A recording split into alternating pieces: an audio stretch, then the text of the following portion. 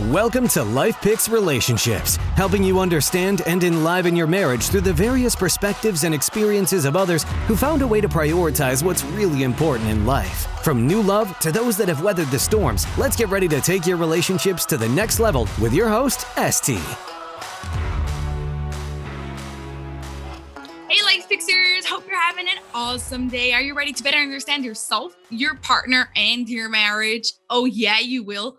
On this episode, I'm super excited to get into it. If you enjoyed this episode, don't forget to share it with your family and friends so they too can go have an extraordinary relationship. And you'll be helping us reach our goal of 1 million downloads per episode by the end of 2025. Now, for today's episode, I am super excited to bring this couple who have a really interesting background. I'm going to let them share it because it's really complicated and really unique, and I found it so interesting. So we're going to just have them go and share it, but they each have their own professional experience, their own personal experience, and they're coming now working together on the potential state model.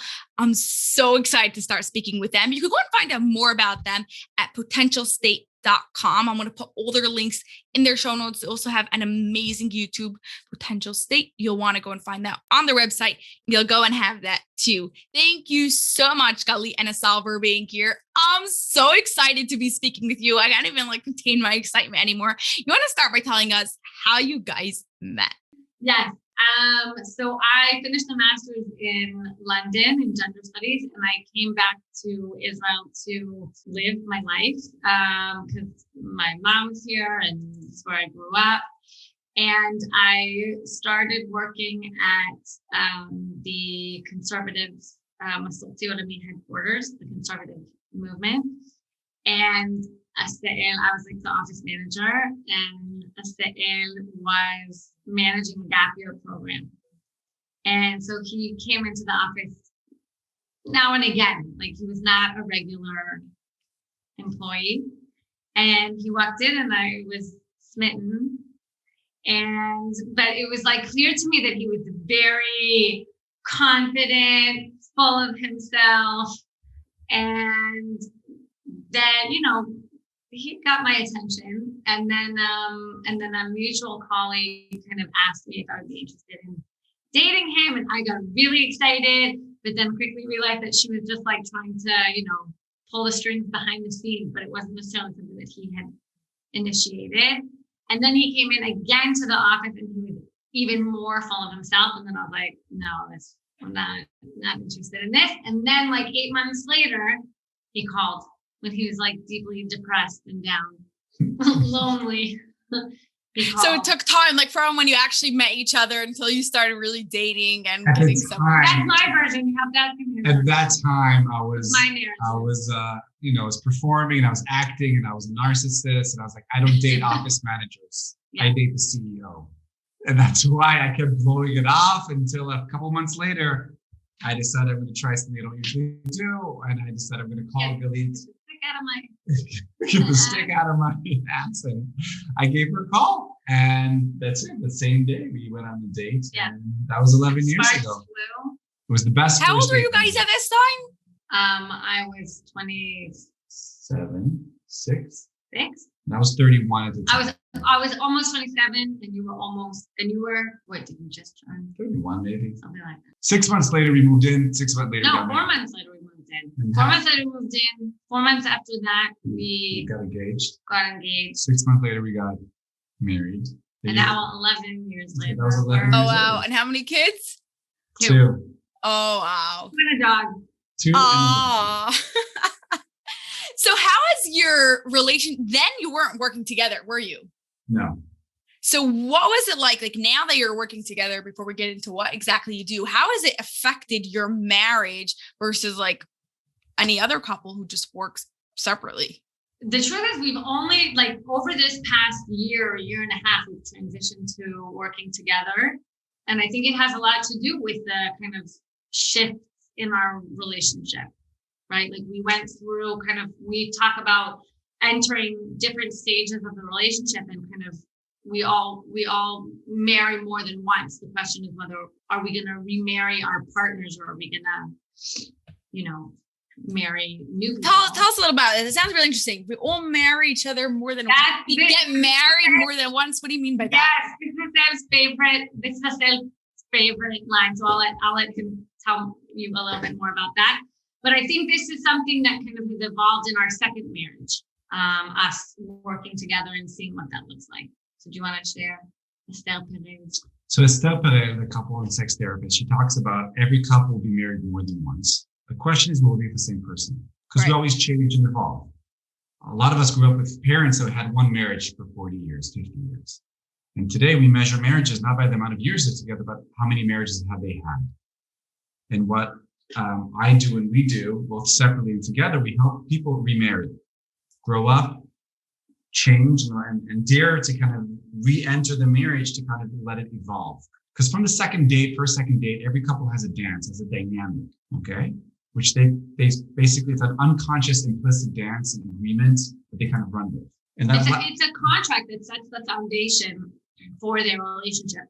But as we evolve, you need to kind of revisit that contract and revisit that foundation and build and continue to build as you grow and evolve. And a lot of people, they think, well, this is it. So they want a divorce, right? Because they want something new, because they've changed. It's a decade later or 20 years later, they have different energies and passions. Their body's different, their libido is different. What they don't realize is you can remarry your partner. The price you'll have to pay is go really deep into the crucible of the relationship. But for a lot of people, they think we have one marriage. Whatever dynamic we have, that's going to be lasting for the end of our days. And that's not true. It's like when you put it like that, it makes us almost like seem naive to think that this is how it's going to stay from like whatever age you get married until the day you die. Like really, so much happens in life that. Yeah. Because you're not the same person you were a decade ago. It's not possible to be the same person. Right. Every 7 years, every cell in our body is different. Like physically, we're different. So how can we not be emotionally, spiritually, sexually, intellectually, spiritually? Everything. So how do you know, like you said, now you're at your second marriage. Like, how do you know at what stage you're hitting your, like, is it like you see things are rock bottom and it got really bad? Or like, what happens that you know you're on to your next marriage, or I'm going to remarry this person? I think for us, it was kind of this, I don't think we hit rock bottom. I think we just realized that it was time to kind of evolve and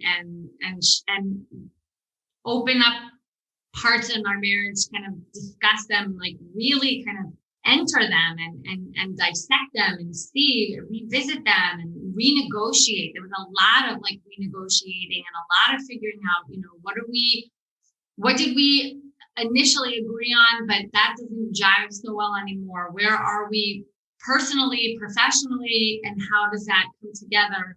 Just a lot of kind of deep diving into ourselves and each other. Let's do it. Our first marriage, if we have to give it a title, would be I was the smart one and she was the cute one. Okay, that lasted. Like, what are the business cards that you exchanged that kind of set the tone? And I think I like that. That's really clear. Like, what are the business cards that you exchange? Like, making it really concrete in people's brains. Yeah. Okay. Yeah. Right. So, like on the first date, what business cards are you exchanging? And then as time passed and as we evolved, again, like, we matured. We had 2 kids already. My professional trajectory had taken me somewhere. Assael had kind of gained a lot of experience and academically, completed his doctorate. And then it was time to kind of like reshuffle the business cards and be like, okay, I'm ready to take on this identity and you're ready to take on that identity. And how do these now business cards kind of shift? Usually the partner that's the least content with the current marriage will send the couple into the next marriage. Okay, so if there's so we have the smart. It's always like that because you're not going to change if things are good. Right, because you have secondary gains. You're comfortable. Okay, so the single married mom, and the emotionally handicapped child partner.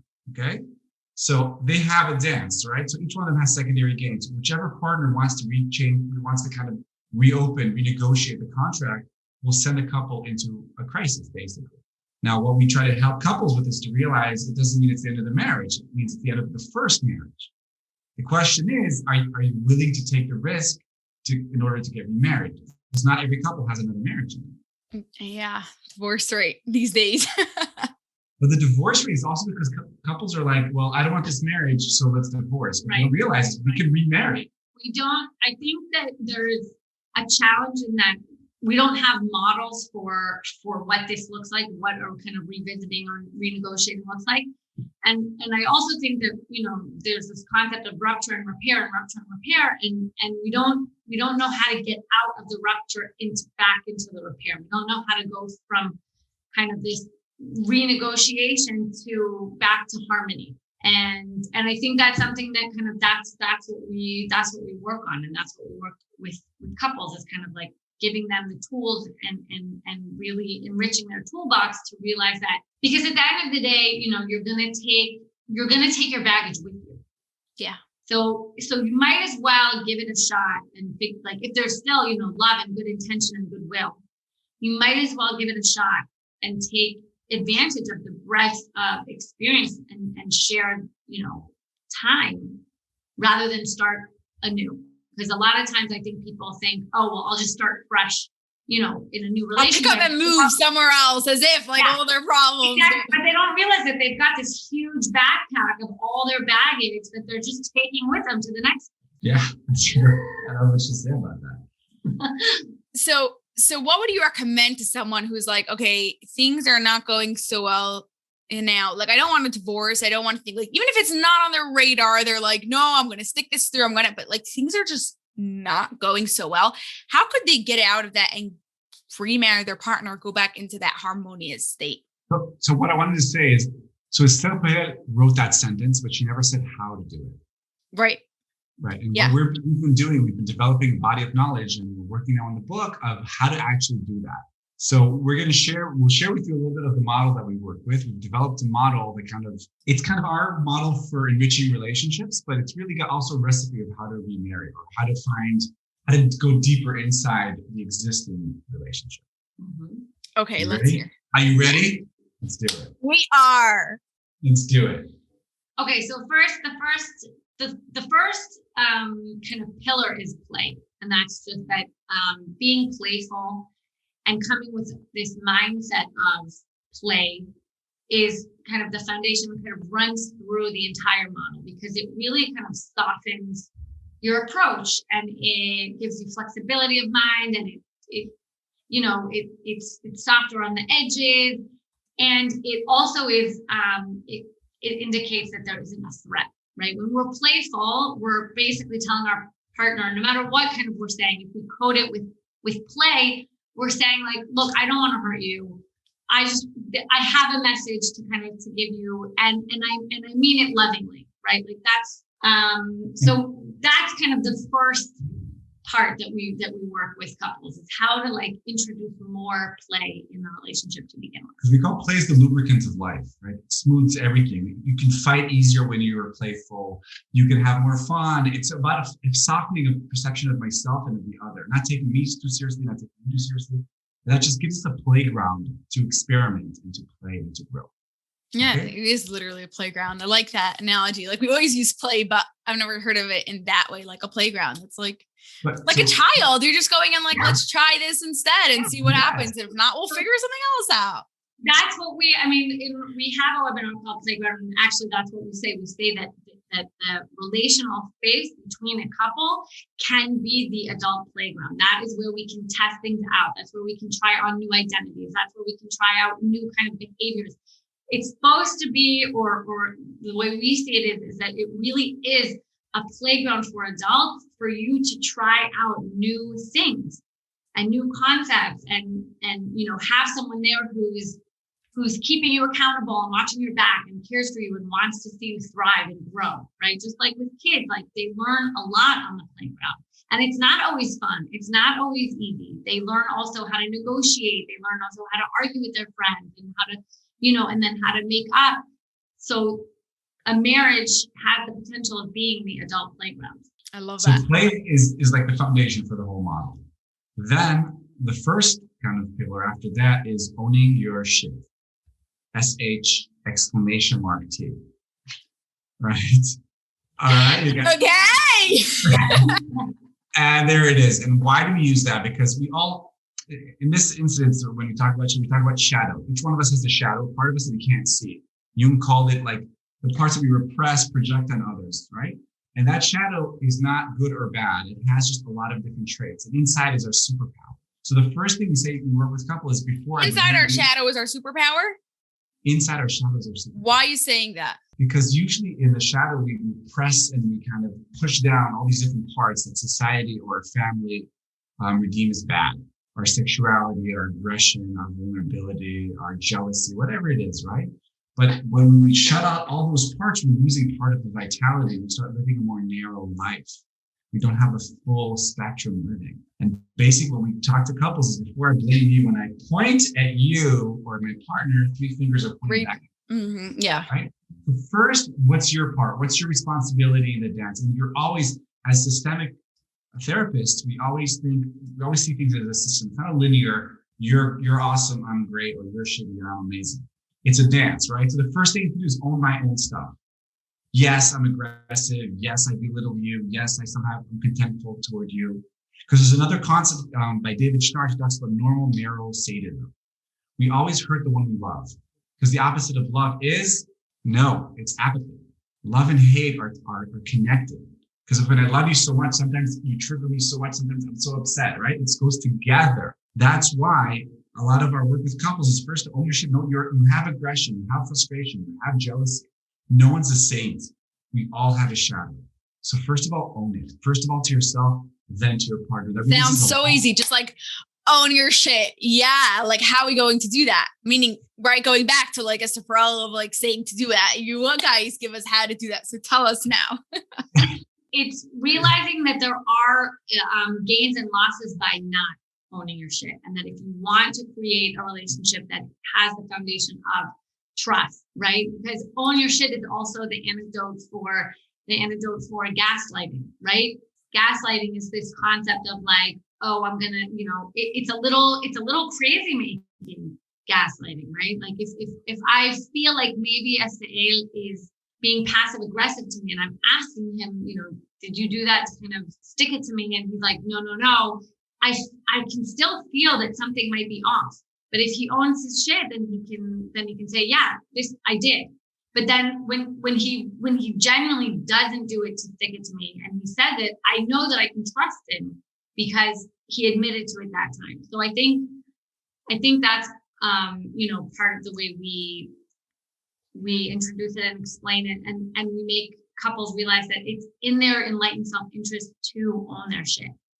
And once again, here's where play comes into it, right? If it's a playful atmosphere, we create an atmosphere where we have this exercise called Own Your Shit Sparks, where you take turns and you own a little bit of a jab you did the other day. Just like, I purposefully left only your, shake. Assael likes to mix shakes in the morning. So like only your shake in the sink, but did all the other dishes because I really hate the mess that you leave when you make your milkshake. Like, I could be like, oh no, I just didn't get to it. No, I did it intentionally because I was pissed off because all the oatmeal is all over the counter and it's really annoying and it's every single moment. Is that a true story?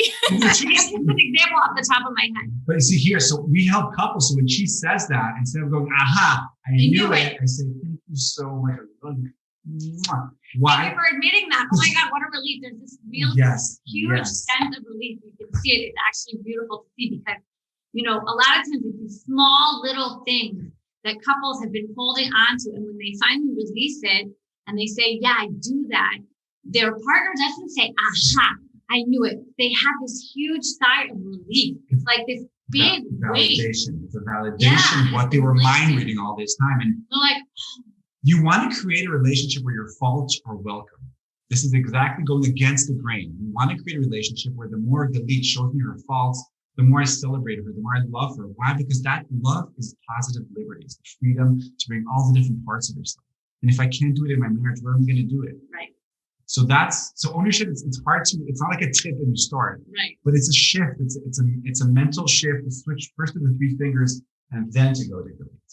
I love that so much. You want to create a relationship where your faults are welcome. Like, I'm going to use that line now.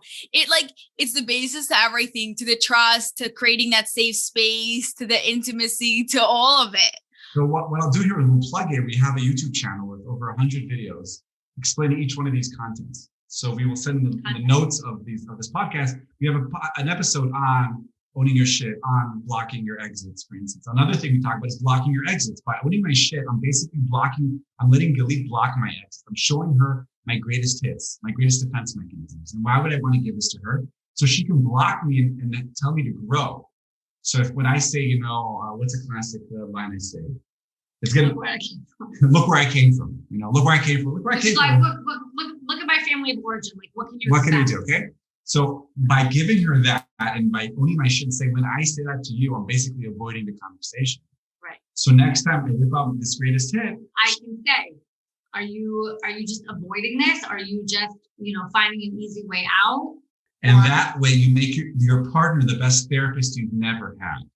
And she helps you. So instead of fighting against each other, you're finding ways to work it together. There we go. There it is. In Hebrew, we call this ezel kenegdo, an aid against him. Somebody that can help you, but it's like he's pushing against me. I need someone to when you work out, you need something to kind of push against. What's it called? Contrast. Yeah. You guys are so good with analogies. So we got play, then we have own your shit. And the next pillar is let it land. Which is often we are so, especially in arguments, right? We're so used to already thinking what we're going to answer and how we're going to answer and how we're going to prove our partner wrong and that we're right, that we don't actually let the message land. We don't actually digest it. We don't actually even just feel it in our body and see, like, is this like a punch in the stomach, or is this like a slap in the face? Is this like, an embrace? Is this, and I'm purposely also saying like an embrace and nice warm things, because what we found is that often it's quite easy for couples to kind of go to the negative and realize where they have difficulty letting it land with more negative things like arguments and fights. But actually, sometimes the letting it land with the positive reinforcement and the loving words is even harder. And it's really fascinating to see how, that is also something that needs to kind of be mentioned and brought to the surface of like letting the nice, gentle, soft, loving words land as well, and kind of let them really sink in. Even on a visceral level, like we'll tell couples, just wait, let that land. Yeah. Let that word, let that sentence hit you, go down. And just because the body even just like see, yeah. Because the body's smarter than the mind. The body's always in the present. The mind is in the past or in the future. So if you let it land, you might see, oh, that feedback is true, or you can learn more about yourself and the relationship. And let it land. You don't have to react immediately to everything your partner said. You can just say, 1 second, I'm letting it land. Right.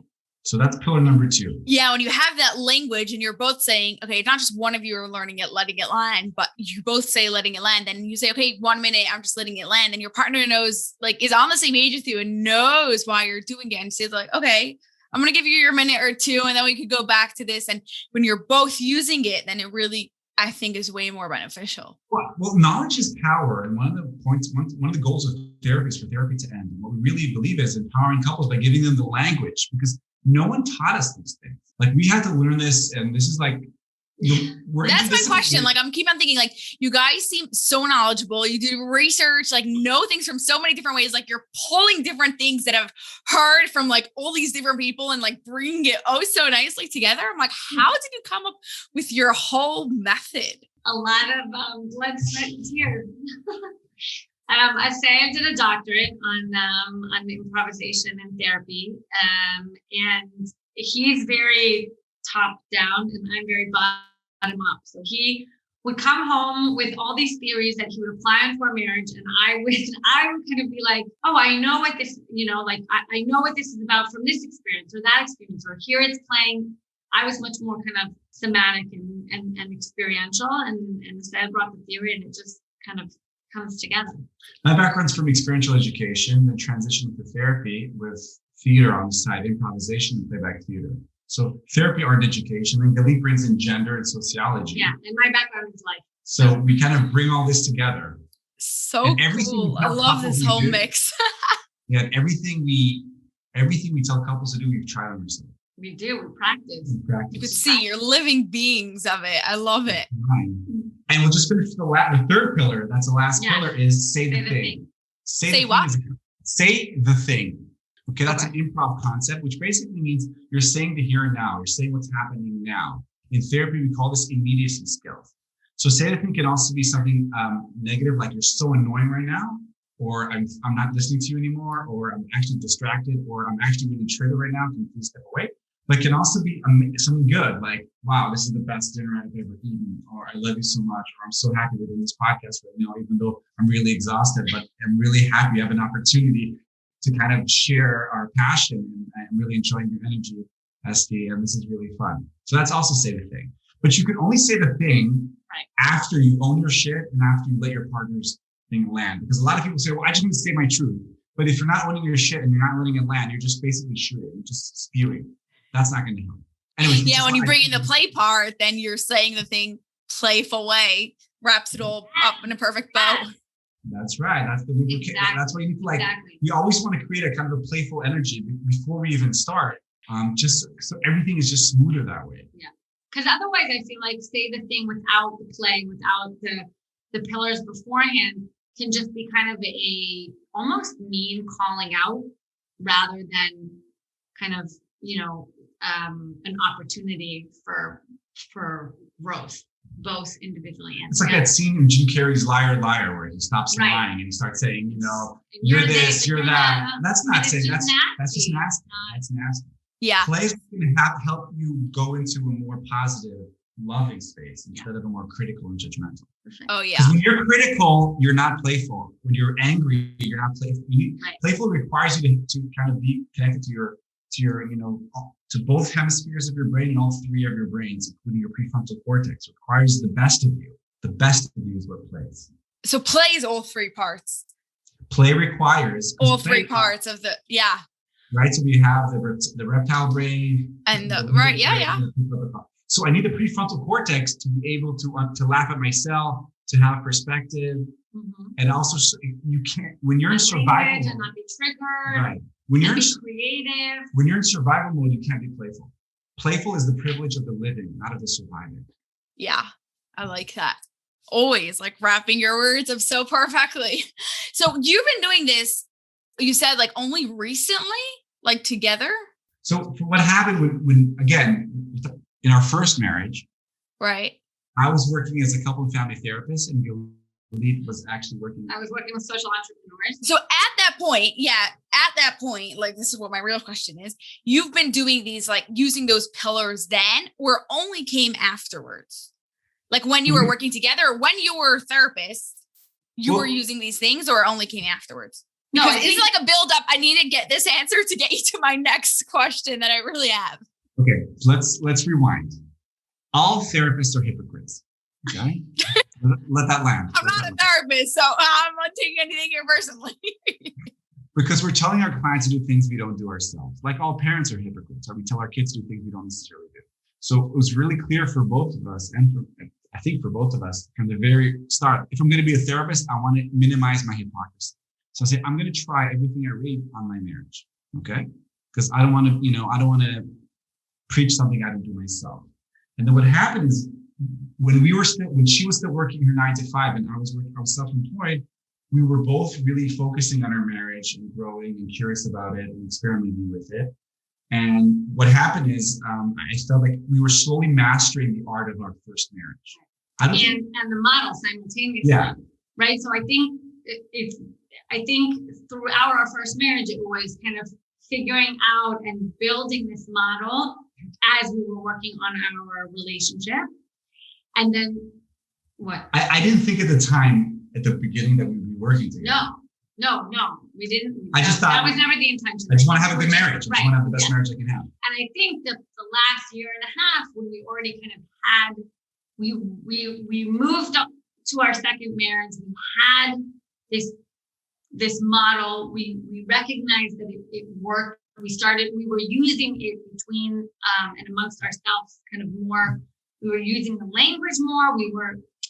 It was something that kind of we started using in a much more aware way because it was more fleshed out. And I started sharing a lot more about my marriage as a therapist. using personal, hearing from your own personal stories to your clients. Yeah, all the time. And also in our YouTube channel. So in the first 80 episodes, I was doing it alone. Right. Telling about our marriage. And then we realized, Galit actually realized it. She said, like, if you're talking about our marriage, I want to be part of that conversation. Right. Now, at the time, she had her own social initiative called Mother Mill. Right. So I simultaneously had the whole voice and kind of my perspective and him telling stories about me and me wanting to be in the room came after I had my own initiative of mothers sharing their infant feeding experiences. And so bringing kind of a mother's voice or women's voices into the room became something that was very clear to me, that is very important, and especially kind of in the realm of, if you're talking about a couple, then you have to bring kind of both. Yeah, you've got to bring like the full picture. Otherwise, it's just half the story.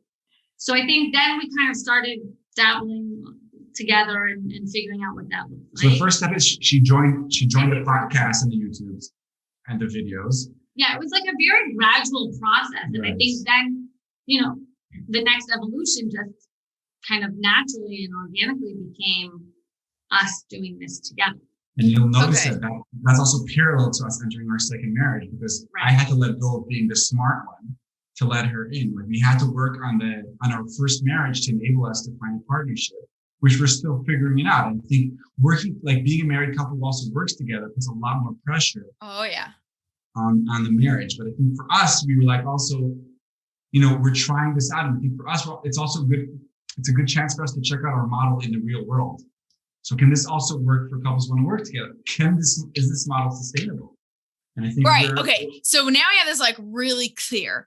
If you had this model in your first marriage, right, and you were obviously working through it, but you got it really clear in your first marriage, what is the thing that caused it to like so-called go not so good, that you had to go and realize like, okay, now things aren't going good here. We have to go and remarry into our second marriage. Does this model not keep the marriage together?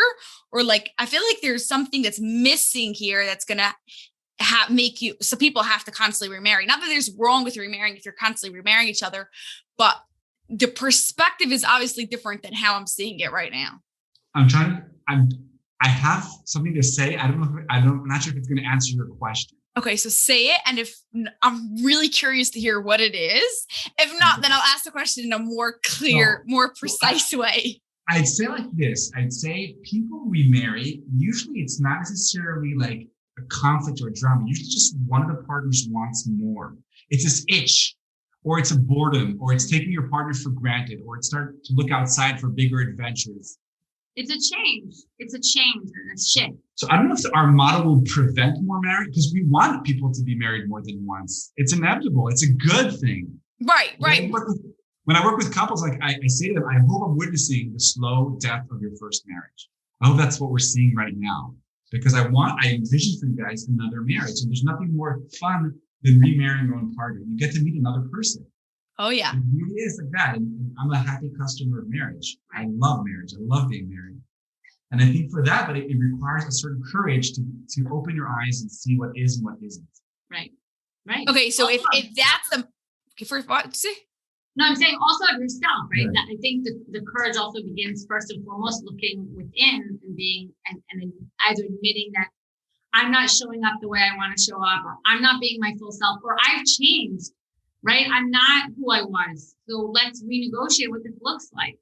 I don't think we think of it in terms of like failure or success. I think it's just this constant, we're all constantly evolving and changing. And it's like you said, it's naive to think that we're not.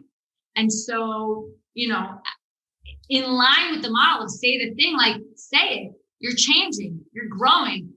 What used to work is no longer working. So rather than just being like, okay, I'm out, never mind, forget it.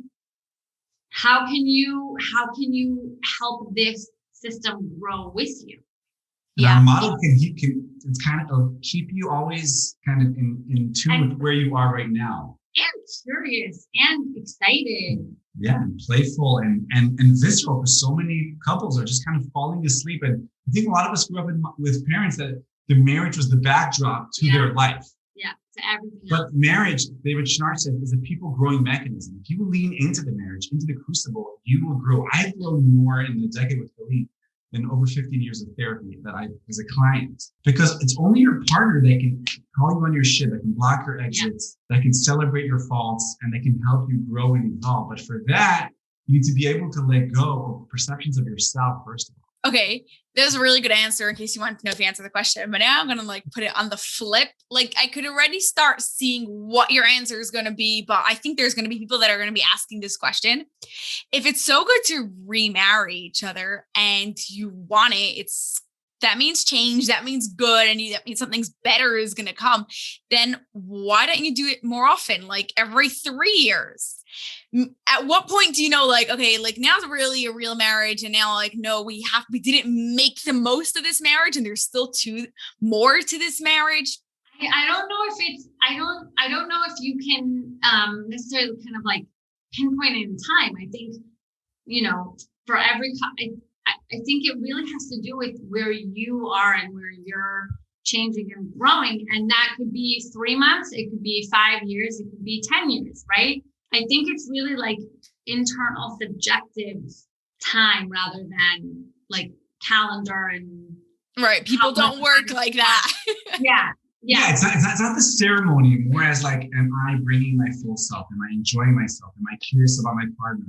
And it's also, we all have periods where our libido is outside of the marriage. We're going to school, we have a new job. It's not like we're always in each other's business, but I think overall, it never happens at the same time. Usually one of the partners has an itch. And for a while it quiets down until that itch becomes loud enough that they actually do something. Now, most couples don't have this language, so they act it out. They have an affair, they do a fight, they make a dramatic financial move because they don't know how to verbalize and say, hey, this contract is not right for me. I'm bored, I'm frustrated, I feel invisible. Need something else. And I think unfortunately, most of the couples that come to us come after they've done something, after there's been an acting out. And what we're really trying to get now is to couples before marriage and couples toward their first kid, because those are two areas where couples might go for counseling before there's a problem. I'm trying to find a way to reach these people before they hit that T-junction, like full on. Yeah. So if you have this model of yours of owning your shit and letting it land and saying the thing, then by the time it comes for you, you're ready for that change.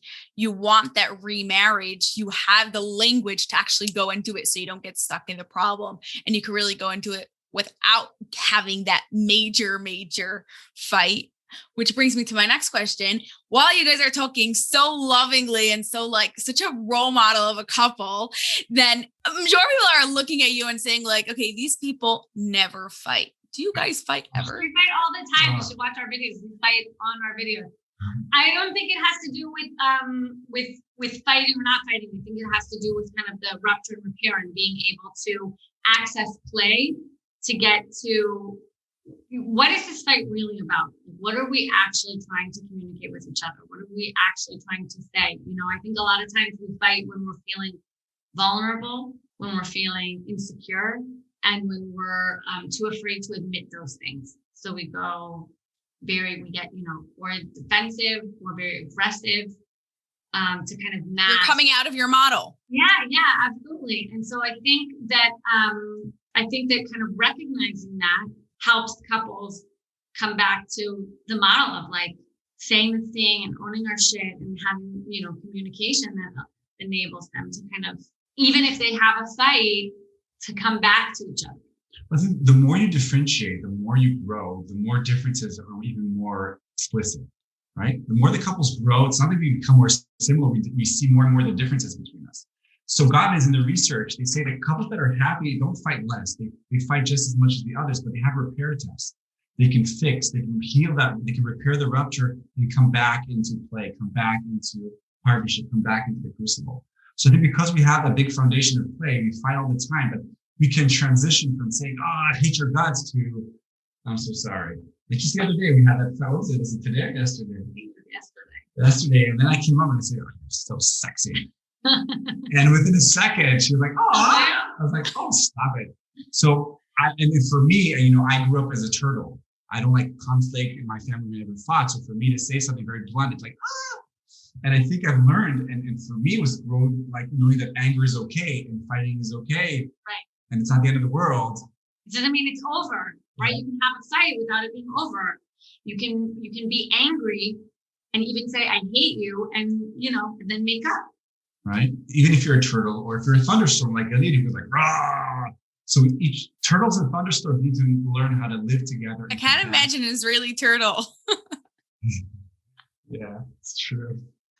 Well, you guys are so awesome. Literally, again, like bringing in another thing and bringing another thing. You probably like read and watched and learned from like every single marriage expert out there to really go and create this. It's so cool to watch it all pull together so nicely.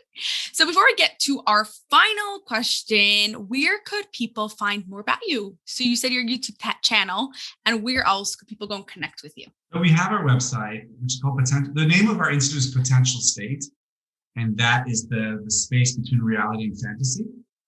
And Potential State is essentially our relational space. So on the website, you can find links to our YouTube channel, which is called The Potential State, and we have a blog on Psychology Today.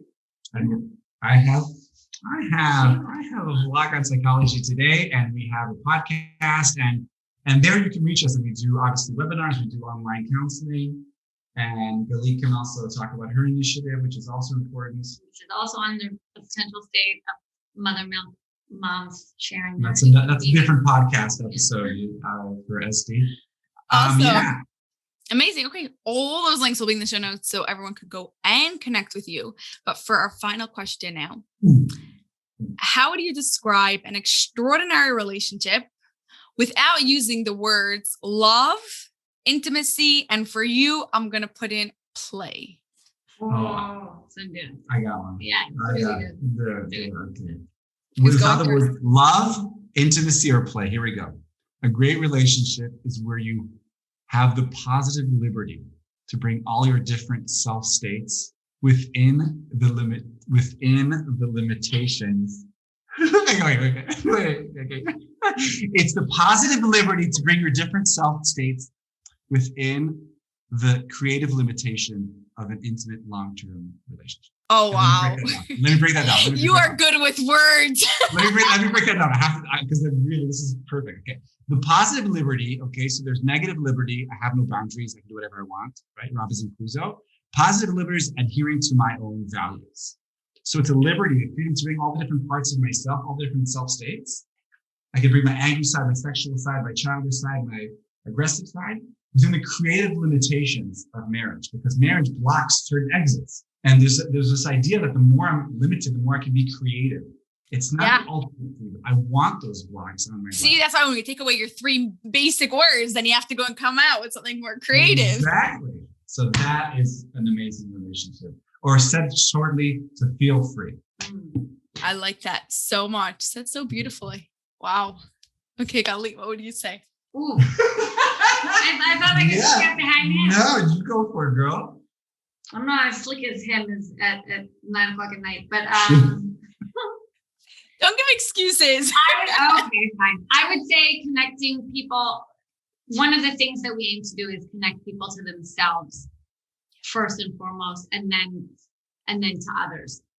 Oh, and yeah. So, like when you're able to really connect to yourself and then bring all your sides and your full authentic self to your partner, that's when you have a good foundation. Or I'm not allowed to use love, but for a healthy, happy potential state. Ooh, it's not How'd I know? These surprising things actually really came out. That was great. Yeah, we're such a big believer in here. Here were so many episodes, everybody knows, are like just focusing on yourself, not even on your marriage, because that's where it starts. And that is where it's going to go and overflow into your marriage. So thank you so much, guys. This was so much fun. You guys are awesome. Yeah, great time. Yeah. Thank you. That's all for this episode of Life Picks Relationships, and we have a huge favor to ask of you that will not only support this show, but also give others what they need to take their marriage to the next level. We're striving to have 1 million downloads per episode by December 31st, 2025, so please share it with your family and friends so they can turn their relationship into an extraordinary one.